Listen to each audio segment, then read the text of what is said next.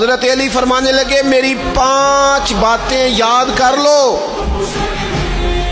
اور فرمانے لگے اونٹوں پر بیٹھ کر تلاش کرنے نکلو گے تو یہ باتیں تمہیں ملیں گی کہیں بھی نہیں، لے لو ہم سے حاصل کر لو، یہ فیض ہے۔ فرمایا ڈھونڈنے نکلو گے نا، ڈھونڈنے تو تمہیں یہ ملیں گی، ڈھونڈنے سے نہیں چیزیں ملیں گی۔ فرمانے لگے 5 باتیں لے لو یار حضرت شیر خدا کی 5 باتیں، آج اس کو سبق کے طور پر رٹا لگا لو، اسے یاد کر لو، دل میں بٹھا لو۔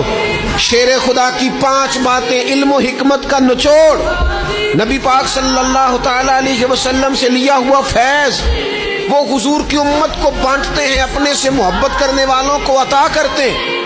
حضرت مولا علی شیر خدا فرمانے لگے 5 باتیں لے لو، تم اونٹوں پر بیٹھ کے نکلو گے تو تھک جاؤ گے، لیکن یہ باتیں تمہیں کہیں نہ ملیں گی۔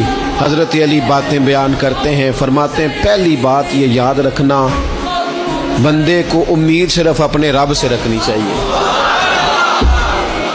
جیت جاؤ گے دوستو دنیا میں اگر یہ بات آ گئی، بچ جاؤ گے، دل ٹھنڈا رہے گا، بے قراریاں، بے چینیاں، پریشانیاں جان چھوڑ جائیں گی، امید صرف اپنے رب سے رکھو۔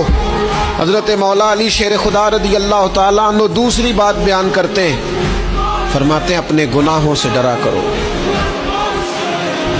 تم غریب ہونے سے ڈرتے ہو، تم تنگ دستی سے ڈرتے ہو، تم لوگوں کی دشمنی سے ڈرتے ہو، اپنے گناہوں سے ڈرو، کہیں ایسا نہ ہو کہ تمہاری نافرمانیاں رب کی ناراضگی کا سبب بن جائیں، اپنے گناہوں سے ڈرو۔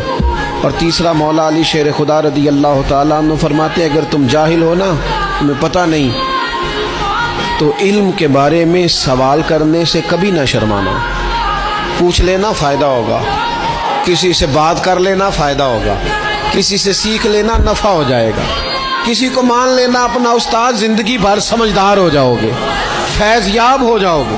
اور حضرت علی شیر خدا چوتھی بات ارشاد فرماتے ہیں یہ علماء کے لیے، فرمایا اگر عالم کو کسی مسئلے کا علم نہ ہو تو غلط بات نہ بتائے، بلکہ کہہ دے واللہ اعلم، اللہ بہتر جانتا ہے۔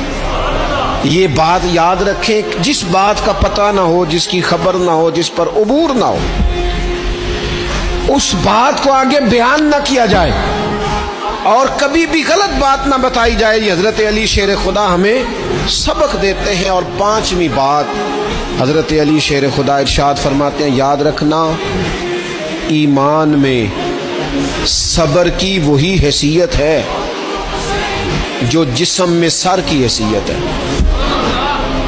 اپنی زندگی صبر کے ساتھ گزارنا، زندگی میں کبھی بے صبرے نہ ہونا، حوصلہ نہ چھوڑ جانا۔